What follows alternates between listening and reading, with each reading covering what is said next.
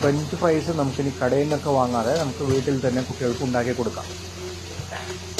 നല്ല രുചിയും കടയിൽ കിട്ടുന്ന അതേ രീതിയിൽ തന്നെ നമുക്ക് വീട്ടിലും ചെയ്തെടുക്കാം. അതിലേക്ക് ആവശ്യമായ വേണ്ട നമുക്ക് ഉരുളക്കിഴങ്ങാണ്. വലിയ ഉരുളക്കിഴങ്ങ് നോക്കി നല്ലപോലെ കഴുകി വൃത്തിയാക്കിയ ഉരുളക്കിഴങ്ങ് ഫ്രഞ്ച് ഫ്രൈസിൻ്റെ നീളത്തിൽ കട്ട് ചെയ്തെടുക്കുക.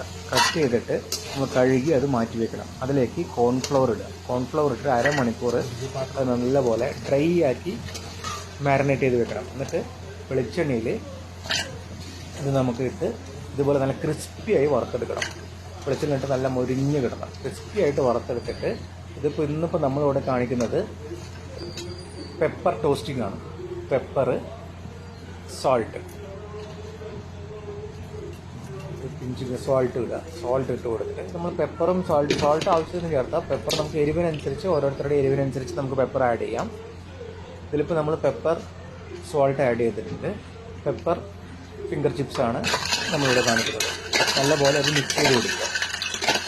നല്ലപോലെ നമ്മൾ ലാഡിൽ ഉപയോഗിച്ച് നന്നായിട്ടത് മിക്സ് ചെയ്യാം. എല്ലാ ഫ്രൈസിലും ഈ പെപ്പറും സോൾട്ടും നമുക്ക് ടോസ്റ്റ് ചെയ്ത് വരണം.